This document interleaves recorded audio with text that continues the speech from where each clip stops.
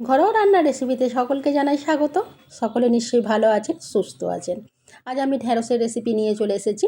ঢ্যাঁড়সটা কিভাবে রান্না করি দেখতে থাকুন। সেই জন্য প্রথমে একটা বাটিতে আমি 2 চামচ পোস্ত নিয়ে নিচ্ছি, 2 চামচ সর্ষে নিচ্ছি, কালো সর্ষে নিয়ে নিয়েছি আমি এখানে, 2টো শুকনো লঙ্কা নিয়ে নিচ্ছি, আর 2টো কাঁচা লঙ্কা নিয়ে নিচ্ছি, আর 6-7টা কাজু বাদাম নিয়ে নিচ্ছি। এটা আমি ভালো করে পেস্ট বানিয়ে নেব। দেখুন এরমভাবে এটা পেস্ট বানিয়ে নিয়েছি, আর ঢ্যাঁড়স কেটে নিয়েছি, আর একটা টমেটো কেটে নিয়েছি।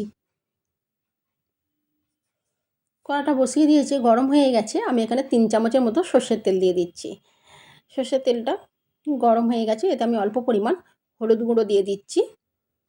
তাহলে ঢ্যাঁড়সগুলো দিলে আর ছিটকাবে না তেলটা, সেই জন্য আমি অল্প পরিমাণ হলুদ দিয়ে দিলাম। দিয়ে এখন আমি ঢ্যাঁড়সগুলো খুব ভালো করে ভেজে নেব।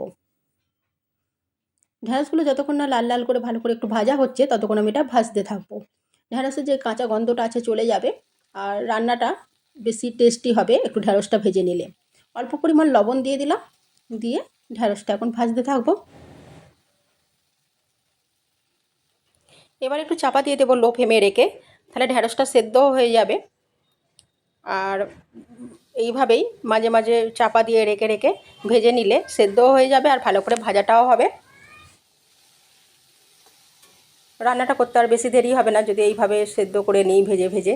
এতে জল দিলে ঢ্যাঁড়সে ভালো লাগে না, তাই একটু লো ফ্লেমে রেখে ভালো করে ভেজে নিচ্ছি। ঢ্যাঁড়সের জলটা যেটা বেরোচ্ছে তার মধ্যেই ভাজাটা হয়ে যাচ্ছে।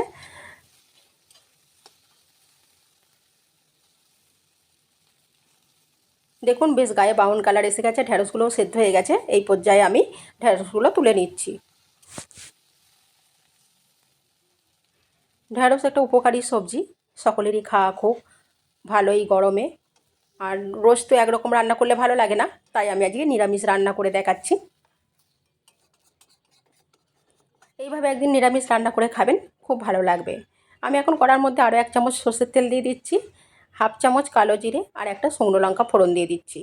ফোড়নটা ভালো করে ভেজে নিচ্ছি। ফোড়ন থেকে একটা বেশ সুন্দর গন্ধ উঠে গেছে এখন। এবার আমি দিয়ে দিচ্ছি হলুদ গুঁড়ো,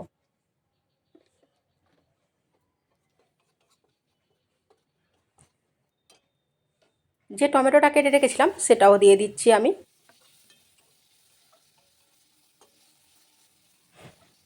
খুব বেশি টক হলে এটা ঢ্যাঁড়সটা ভালো লাগে না, আর অল্প পরিমাণ ঢ্যাঁড়স, তাই আমি এখানে একটা টমেটো দিয়েছি। দিয়ে একটু লবণ দিয়ে ভালো করে টমেটোটা আমি গলিয়ে নিলাম। অল্প পরিমাণ জল দিয়ে ভালো করে টমেটোটা মশলাটা ভালো করে কষিয়ে নিলাম।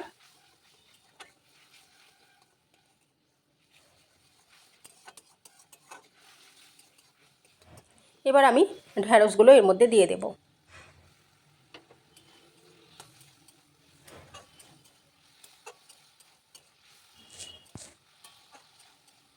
ঢ্যাঁড়সটা দিয়েও বেশ একটু কষিয়ে নিচ্ছি মশলার সাথে।